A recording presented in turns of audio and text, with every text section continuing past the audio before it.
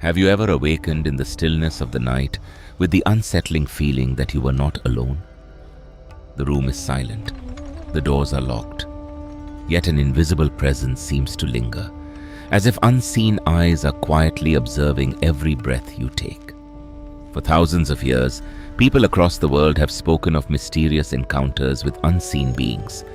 In the spiritual traditions of India, these entities are known as Preta, souls believed to exist in a state between earthly life and their onward journey.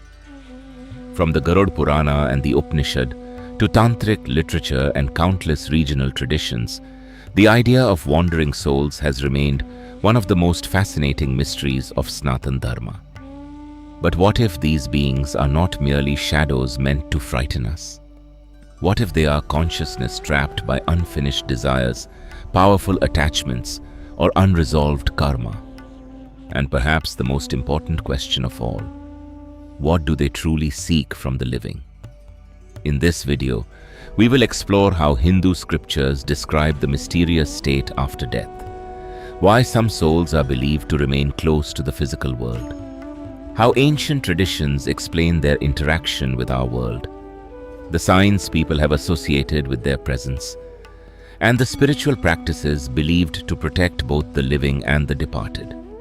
According to the Garuda Purana, death is not always an instant passage into another realm. Consciousness continues its journey according to karma, the condition of the mind, and the impressions carried at the final breath.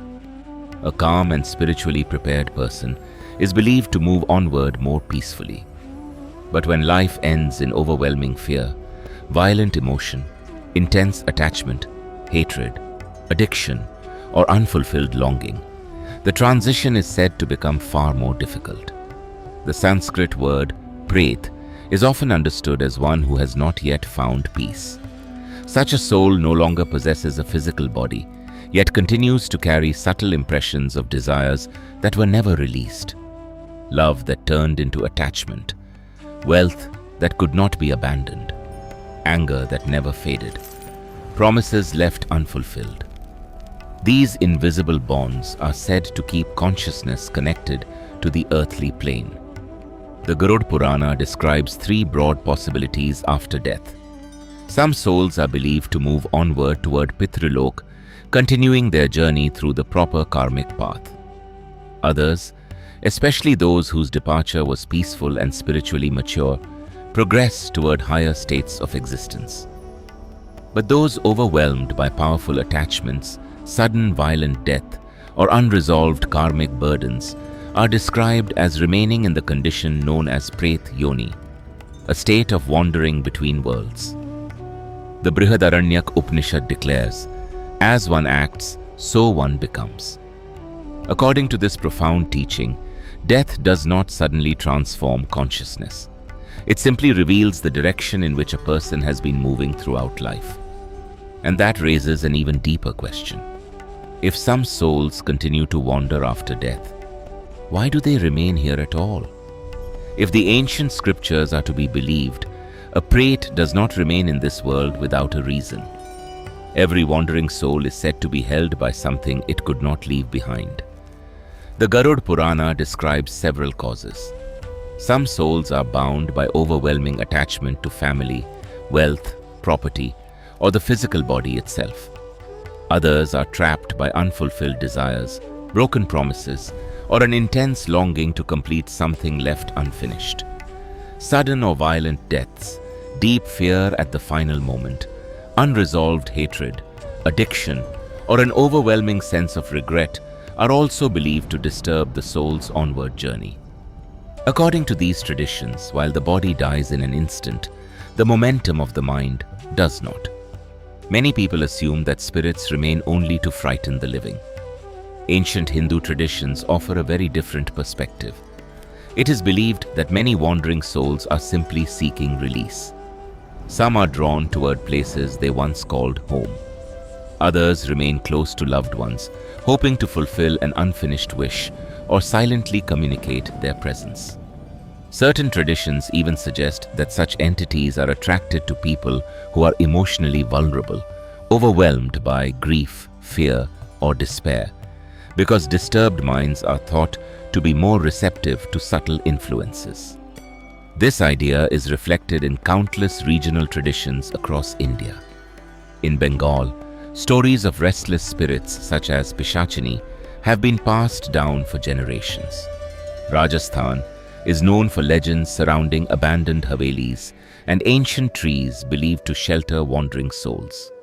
In the Himalayan regions of Uttarakhand, mysterious presences are sometimes associated with lonely mountain paths and sacred valleys. In parts of Kerala and Tamil Nadu, certain temples preserve rituals intended to bring peace to disturbed spirits, rather than simply drive them away. Whether taken literally or symbolically, these traditions reveal how deeply the idea of unseen worlds has been woven into Indian culture. Tantric traditions add another fascinating dimension. They describe practices collectively known as Preta Sadhana, where advanced practitioners attempt to understand or interact with subtle entities. Such practices were never intended for ordinary seekers. They are traditionally considered extremely dangerous and are said to require extraordinary discipline, guidance, and spiritual maturity. The scriptures repeatedly caution that anyone pursuing occult powers out of curiosity or ego risks creating suffering for themselves rather than gaining wisdom. Ancient customs surrounding death also reflect this understanding. Funeral rites performed on the 3rd, 11th, 13th, and later remembrance days are believed to gradually help the departed loosen their connection with the physical world. Some traditions also advise carefully handling personal belongings after death, believing that objects closely associated with a person's body may temporarily retain subtle energetic impressions. These rituals are intended not to imprison the departed, but to lovingly help them move on. But if wandering souls are believed to exist, how can the living protect themselves without becoming consumed by fear? Ancient Hindu wisdom teaches that the greatest protection against negative influences is not fear, it is inner stability.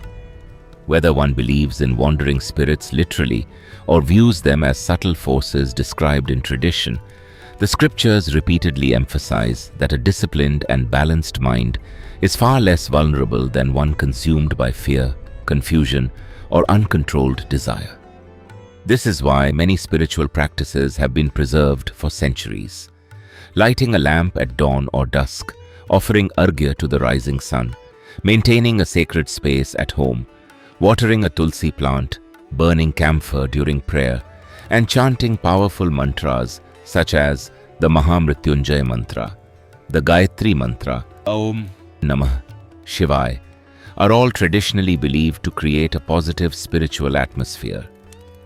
Meditation, self-discipline, and a life rooted in compassion are considered the strongest forms of protection because they bring clarity to the mind and strengthen inner awareness.